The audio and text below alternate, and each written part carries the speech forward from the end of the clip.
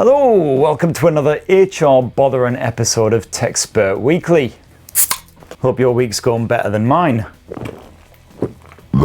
And this week, Samsung's Galaxy Z Flip 7. Will it be as good as the Motorola RAZR 60 Ultra? Or will it be more pants than a deluxe branch of Victoria's Secret?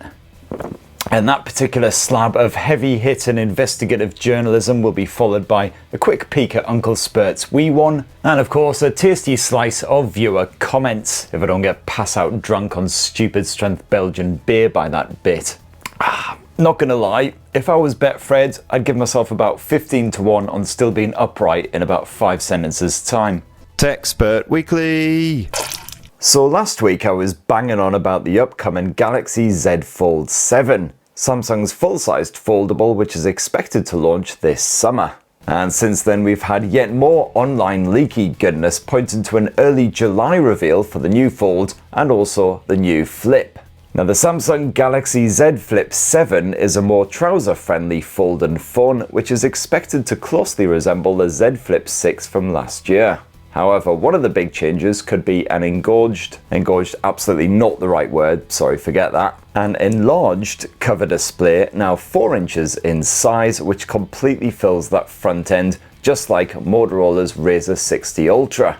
Although yeah, this does mean you'll have to deal with camera lenses getting in the way, like some nasty old cataracts. I mean, personally, I already thought that the Galaxy Z Flip 6 screen was comfortably big enough for most tasks, and indeed preferable for some stuff like watching my YouTube videos where my head is so tiny you can't see all the sags and bags and wrinkles and decades of regret. In fact, my buns is so small that I actually start to resemble Dizzy. And what I'm hoping from the Z Flip 7 is that Samsung makes it easier to use whatever app you like on that cover screen, rather than just a hand-picked and frankly measly selection, which then forces you to jump through all kinds of hoops to get your whole library working on there. Now your Uncle Spurt absolutely can't jump through hoops anymore. I mean, look at me, I'm old and decrepit. If I tried jumping even a few inches right now, I'd probably pop a kneecap and evacuate both intestines, large and small. You can also expect a slightly larger internal screen with a more subtle crease. But the upgrade I'm most interested in, and the one which could help to most improve the Z Flip 7, is the alleged boost for the battery capacity from 4000 mAh to 4300 mAh. Now that doesn't sound like the hugest of jumps, fair, but it does mean that the Z Flip 7 will sport a battery almost as big as the Z Fold 7, which is frankly ludicrous. But hopefully that capacity growth will also be combined with a variety of efficiency tweaks, so hopefully, shock horror, we might actually mercifully have a mini mobile that lasts a full day on a single charge. In contrast, the Galaxy Z Flip 6 only just about survived around 5 hours of screen on action with a full charge, which is even worse staying power than myself after 10 pints of aftershock. And no, 4300 mAh sadly still isn't as good as the Motorola RAZR 60 Ultra with its 4700 mAh capacity battery. This thing really can keep on going all day long. But hey, I'm firmly yanking on my optimism pants and predicting right now that the Galaxy Z Flip 7 will have battery life that isn't complete arse cheese. I'm sure those words absolutely won't come back to haunt me. And while everyone expected the Z Flip 7 to be powered by Qualcomm's Snapdragon 8 Elite, just like again the Motorola RAZR 60 Ultra, recent benchmark shenanigans suggest that Samsung's own Exynos 2500 chipset will be stuffed in there instead, presumably so this foldy phone isn't proper bastard expensive. And this will unfortunately mean that the Z Flip 7 won't be as powerful as Motorola's rival, but apparently that Exynos 2500 is no slouch. It's just that if you're going up against the 8 Elite, let's face it, you're gonna get silver. It's kind of like, imagine Vin Diesel, but if he was stood next to Thanos. You know Vinny's gonna lose that fight, but you still wouldn't call him a big girl's blouse and waggle your arse at him. And as for that camera tech, well, Samsung has apparently gone with the exact same hardware as last time, so that's disappointing. But hey, you might well get a bit of Android 16 and One UI 8 fresh out of the box, along with so many years of updates that by the time it's finally out of support, the entire world will be overrun by millions of Elon Musk clones all f***ing each other with such furious vigour that it causes the Earth to shudder out of the Sun's orbit and slam right into Jupiter, which for the few remaining humans will probably come as something of a mercy. No words on pricing yet. Hopefully it'll come in at under $1,000 to make it a more affordable alternative to Motorola's RAZR. If you can't quite stretch to that, no worries. Apparently Samsung is also working on a Z Flip 7 Fan Edition, although leaks reckon it's basically just a rebranded Z Flip 6, so bollocks to that. And anyway, that's what we reckon so more what? That's what we reckon we know so far about the Samsung Galaxy Z Flip 7. And what do you reckon? Is the Galaxy Z Flip 7 going to be a malleable marvel, or is it going to be a bendy bitch? So bad, I'm almost tempted to do a second take. Almost. Anyway, if anyone's actually still watching by this point, please do let us know your thoughts down in the comments below. And now it's time for Uncle Spurt's We Won, hooray, hooray, etc. Uncle Spurt's We Won. It's a short review, not his penis. And this week's We Won is the TP-Link 5-port gigabit desktop switch, or the TL-SG105 to its mates. And what can I say? Well, just like your mum, it's plug and play with multiple holes to choose from. That's all I got. I mean, I'm off my tits on delirium and it's a bloody Ethernet switch. What do you want from me? Uncle Spurt's We Won. It's a short review, not his penis. There we go, another one down. If that one didn't lose me subscribers, then frankly I don't know what will. Alright, we're halfway through the show and I still have the power of speech, Bananarama. So let's crack on with a bit of viewer comments. Viewer comments. Is that really what you want to ask me? So let's start this week with Bonus Baby, who says, "Whoa, Uncle Spurt, you might need to get that noise checked out. That sounded like more than irritable bowel syndrome. 256 gigs of storage, which is the least you would expect in 2025. Yeah, my guts do actually do a pretty good impression of a pneumatic drill every time I have a breakfast burrito. I don't even dare add in the Tabasco these days in case I take out half of Kent." VMT16 says, "Since Vivo sent you the X200 Ultra, is it possible that you could give them an earful about actually releasing the freaking thing globally? There is a market for that beast of a phone, but I don't know how they're going to sell it if they don't even try first." Thank you, VMT16. That's an excellent wee plug for my Vivo X200 Ultra video, which did go live earlier this week. It's an absolute belter, especially if you want to see me fumbling with a hilariously phallic zoom attachment. But frustrating as always, there's bugger all sign of any kind of global launch. Although sadly, I don't think their decision on that matter is going to be swayed much by having a permanently pissed YouTube tech twat having a go at them.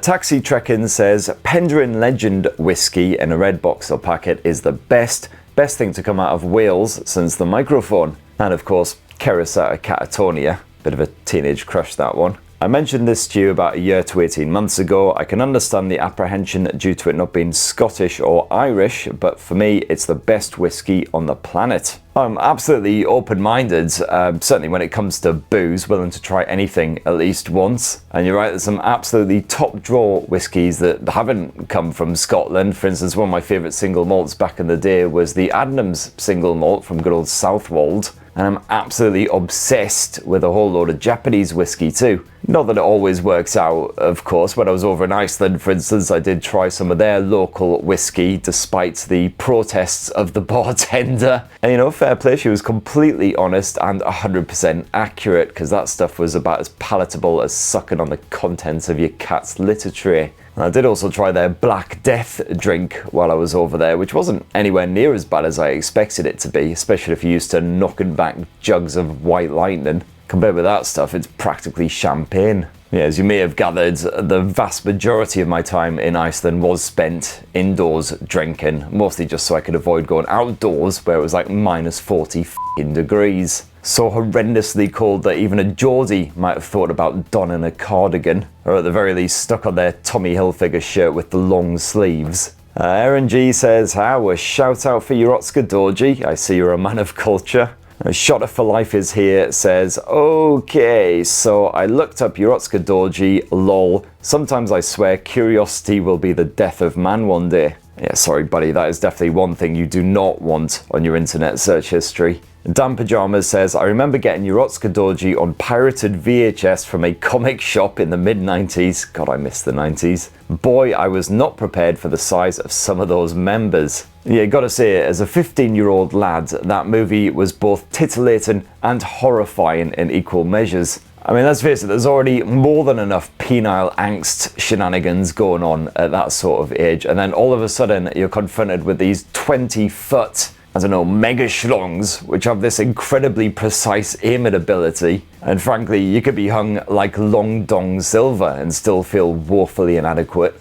So the hot topic of last week's episode, if you stuck around for that one, was the Samsung Galaxy Z Fold 7. Wee bit of correspondence on that one, so Truly I Say says, I'm waiting to hear that there's no crease. I don't care if it's an inch thick, as long as there's no crease. There's supposed to be a reduced crease, but there'll still be a crease.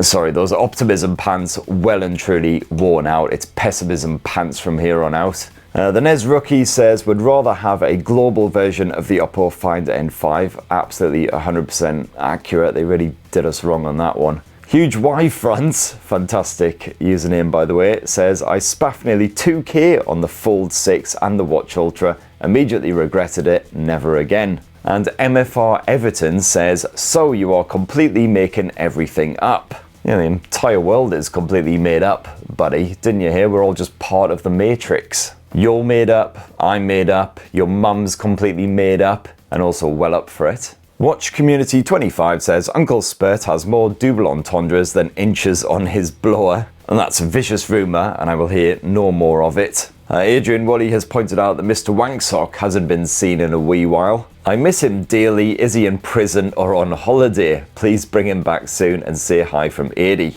Yeah, he's done a bit of a Julian Assange and buggered right off out of it. Didn't leave me a note or anything, but knowing him, he's probably just knocked up a pair of tights and done a runner. Sure, he'll be back imminently. And Steve Geek Corner UK says, when can we expect more videos on your solar panel quest? Yeah, really sorry about that. I did actually plan to have part 2 live long before now, and then of course my Tesla Powerwall decided to start ticking like a f***ing bomb. Thankfully managed to get that replaced, and the new one, touch wood, has been behaving itself, so hopefully part 2 will be on its way soon. I'm starting to feel the old edges closing in a bit now, so better make this the last one. Mythic Sun says, anyone whose illustration game is up to par should draw your next profile picture, preferably without AI for the sake of supporting creatives. Yeah, you know what, we should actually probably do some sort of like Art Attack style segment on the show where the viewers can send in their creative extravaganzas. So send in your Techspert pictures to the address that's appearing at the bottom of your screen, and we'll check out the best of those next week.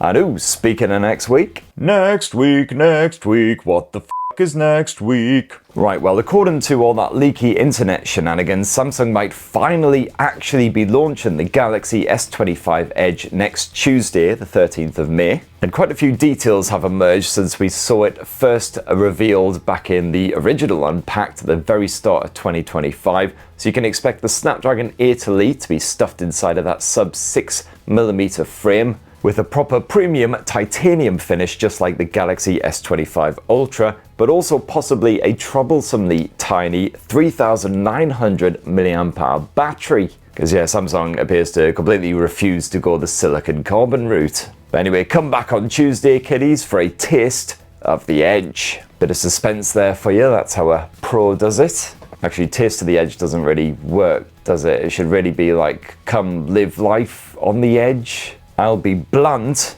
it's the S25 Edge. I'll tell you what, it's a bloody good job that nobody's still watching at this point, because this bit's even more bollocks than usual. Anyway, all of that fun and joy next week, so please do join your Uncle Spurt once again, same time, same place for more of this shenanigans. Might also possibly be some Huawei wearable action on the way as well. I'm gonna go finish off that Create Delirium. In the meantime, have yourselves a bloody wonderful weekend. Don't poke, subscribe, and ding that notifications bell. Ta, jeez, love you!